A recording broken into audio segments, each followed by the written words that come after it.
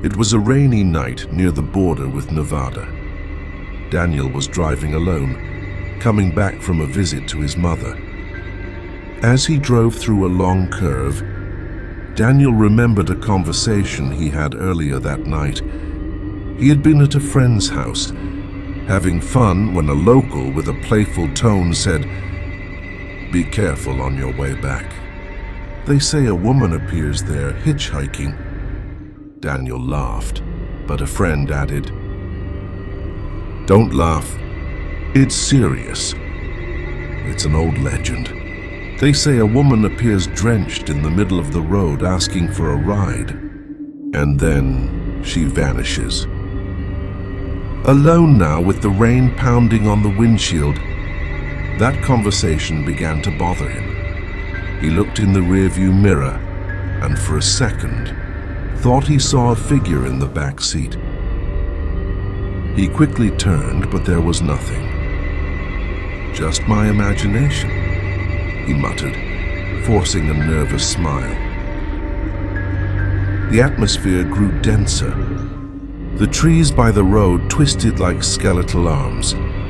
Fog crept among them, forming strange shapes. Then ahead he noticed a figure standing on the shoulder. A woman, completely drenched, holding a small bag, trembling with cold. Daniel swallowed hard. He hesitated but slowed down, approached and rolled down the window. "Are you okay? Do you want a ride?" She just nodded slightly and got in, sitting in the passenger seat, clutching her bag as if it were her only possession. Daniel immediately noticed her skin, pale, almost grayish, like someone who hadn't seen sunlight in ages. Her long, disheveled hair stuck to her rain-soaked face. And her dress? A long white dress, old and stained with ragged edges. But what caught Daniel's attention the most were her eyes. Opaque, almost milky but deep, carrying an ancient, heavy sadness. Swallowing his unease, Daniel asked, "Do you live far?" She replied in a low, dragging voice, "You can drop me at my house. About 20 minutes, Old Road." As he drove, trying to ignore the abnormal cold inside the car despite the heater, Daniel noticed she never took her eyes off the window, staring at the relentless rain. The radio began to fail, emitting only intermittent static. After some minutes, she pointed. "There, turn." Daniel turned onto the old road, a forgotten path surrounded by twisted trees and broken asphalt. A few more minutes in complete silence. Then she said, "You can stop here." Daniel looked out the window and froze. In front of them, just an abandoned house, broken windows, peeling walls, surrounded by overgrown weeds. He turned to ask, "Are you sure?" But the seat was empty.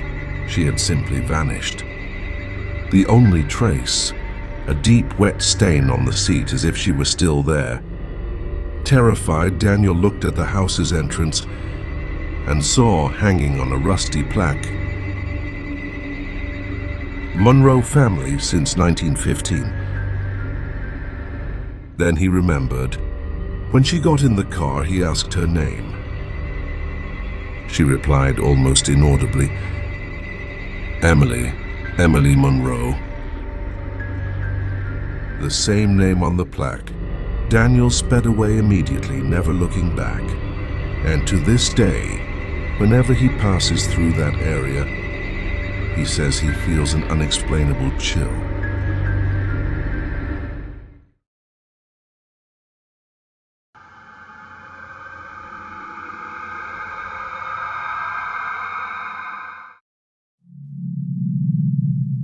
It was late afternoon and Miguel was driving alone down the dirt road, the tires kicking up small clouds of dust as the sky darkened slowly. He was tired but satisfied. The day had been good. He spent the afternoon at a friend's house, having a barbecue, drinking some beers and talking about old stories from the countryside. As he drove, he thought about how nice it would be to get home, take a hot shower and rest.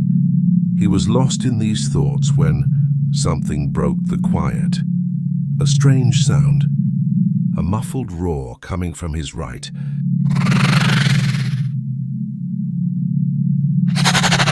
Miguel looked automatically to the pasture. There, he saw a group of cows. They were mooing strangely, loud and aggressive, as if provoked. One of them especially stopped and stared fixedly at the car with glazed eyes, as if it was going to charge. Miguel gripped the steering wheel tighter, uncomfortable, and looked away, accelerating slightly. A few meters ahead, he turned on the radio, trying to relax. The music began to play softly, filling the car cabin, but suddenly, without him touching anything, the stations started changing by themselves. First classical music, then a strong static, then a voice whispering something unintelligible, until the radio went completely silent, leaving only weak static. Miguel frowned and turned the knob, trying to regain the frequency, but nothing happened. It was then that out of nowhere, an animal the size of a deer ran right in front of the car. "Shit!" Miguel shouted. Slamming on the brakes, the car skidded on the loose, jerked but managed to stop just in time. Miguel stayed still for a few seconds, panting, and looked around. Worried, he checked if he was hurt and his heart was still racing. But he was fine. The animal disappeared quickly into the vegetation, as if it had never been there. Miguel took a deep breath, trying to calm down, but a strange feeling of alertness began to settle in his chest. And then, a few meters ahead, in the middle of the thickening fog, he saw him, standing right in the middle of the road. A man motionless, head bowed. Miguel slammed on the brakes, his heart pounding. The man didn't move. He wore an old, wrinkled, dark suit and a hat that partially hid his face. Miguel looked out the passenger window, trying to make out the strange figure. When the man lifted his head, he revealed a pale, almost translucent face with deep, empty eyes that seemed not to see the world,